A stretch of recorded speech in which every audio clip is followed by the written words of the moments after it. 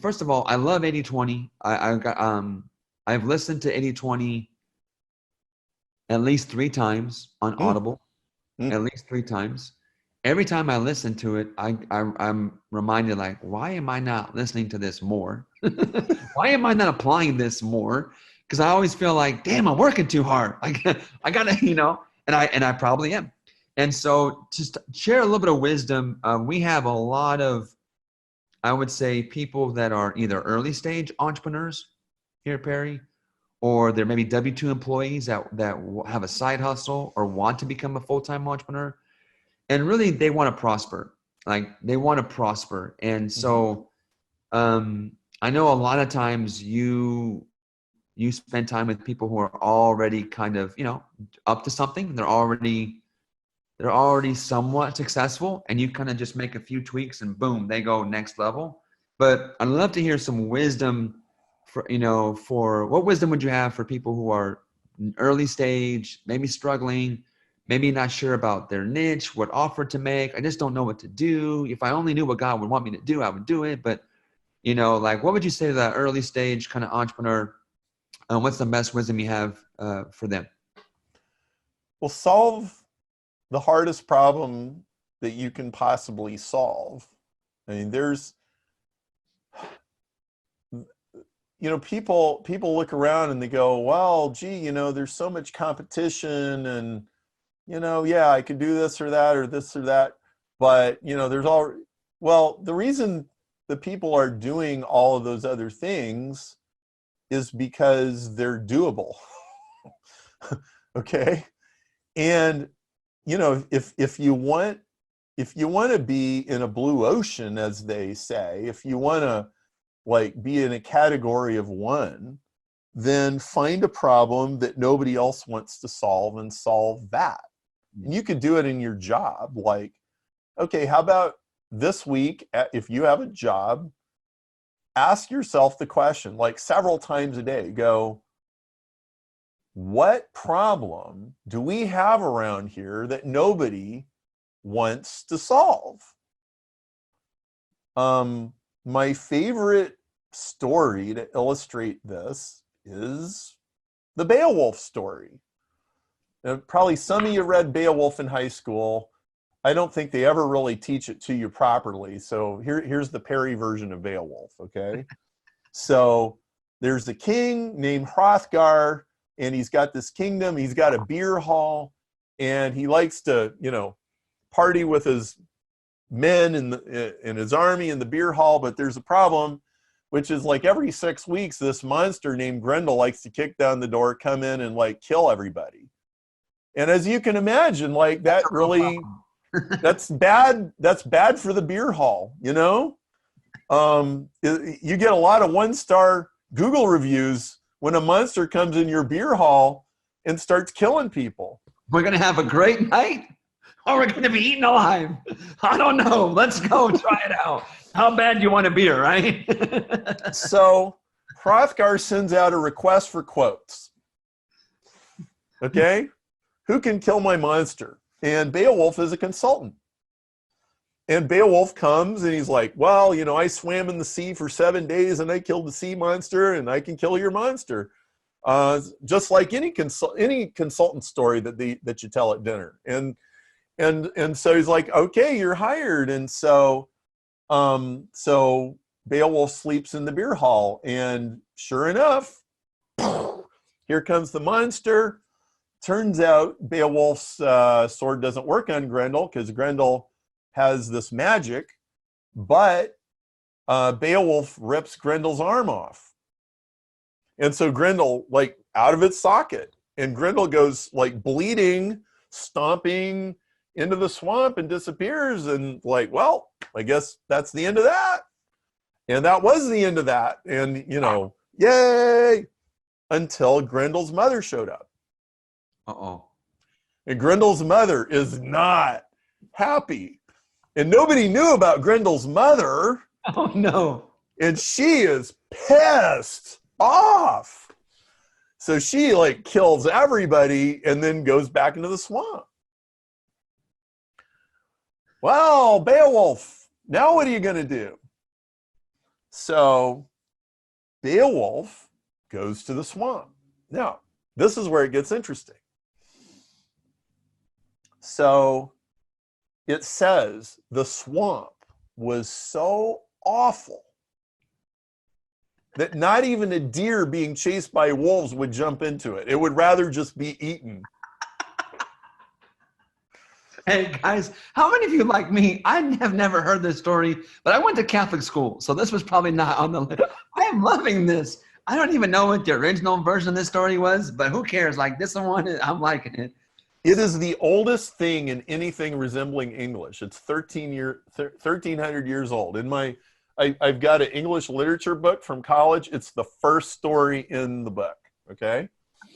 So just so you know, I'm gonna only get the Perry version of this. So you're getting to give me version 1 of this story.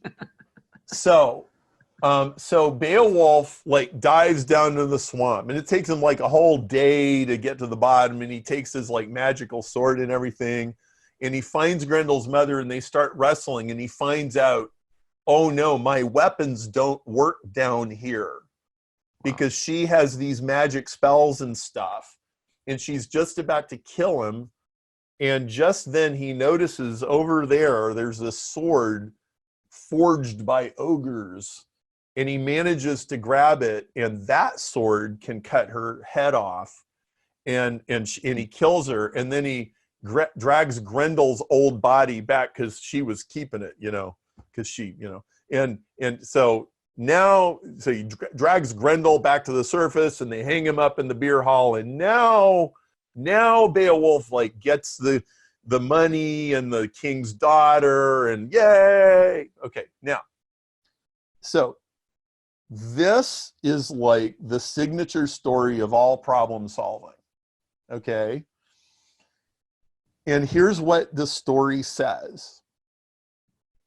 What the story says is, if you kill a problem and you don't kill the thing that gave birth to the problem, Wow. you didn't kill your problem. Jeez. Okay? Now, the only way that you can kill the thing that gave the birth to the problem is go to the swamp that nobody wants to jump into. Wow. Okay? Like, well, nobody wants to do that. Yeah, I know. That's why there's no competition. Hello. Like, well, I want to be a web designer. Yeah, well, get in line.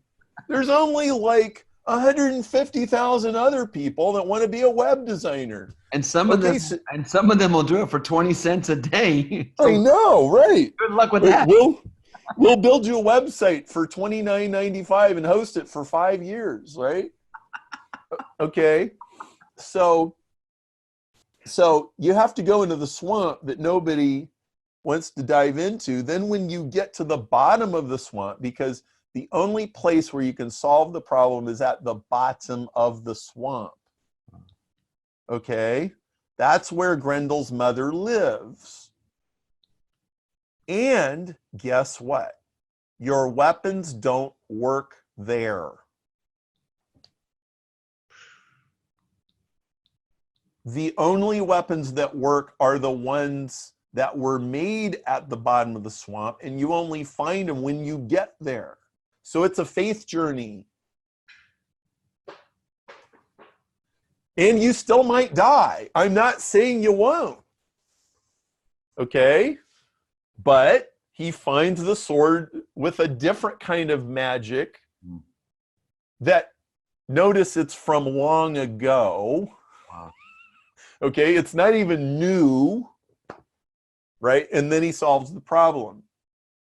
And then I'll just end with this little note.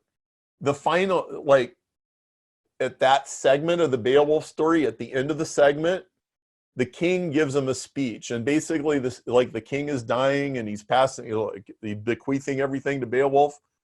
Basically, the speech is, and Beowulf, now that you were 30 times stronger than a normal man when you were born, and you killed Beowulf or killed Grendel's mother and everything, don't be an asshole. right? I mean, it is like the greatest story. Be a And nice guy. Here you go. like these stories really tell you the truth about life. And in fact, in the last few years, it's really, I've started to realize that for most people, watching a story like Lord of the Rings is just entertainment. But for people who are in the game, Hmm. it's life education. Wow. Because honest art tells you the truth about life. Mm. Okay, I think Lord of the Rings is honest art. Wow. I think Beowulf is honest art. I think in like good science fiction is honest art. So like for example, there's some kind of a, I guess it's a science fiction book that had airplanes flying into the Twin Towers. It was written in 1996. Like most things that are going to happen in the next 20 years or the next 200 years, some author has already written it down. You just don't know which one of those novels Mm. the world is going to turn out like. And Wow. so yeah, and you know, and I can't overstate the power of ancient wisdom, because you don't know what's going to be different about the world in 50 years, but you know it's easy to predict. It's easy to predict what's going to be the same. Wow. Okay? People are still going to be sitting on tables and chairs and going to restaurants in 50 years. People are going to still drink wine and beer and whiskey and tea and coffee in 50 years. Okay? And human beings are still going to be human beings, and they're going to do all the same stupid stuff. So you can read Cain and Abel and Samson and David and Goliath and all that stuff. And all those stories will be just as true 50 years from now as they are now. And if you know it's going to stay the same, then you're smarter than 90% of the other people in the world who think it's all going to change or think that we all outgrew all this stuff.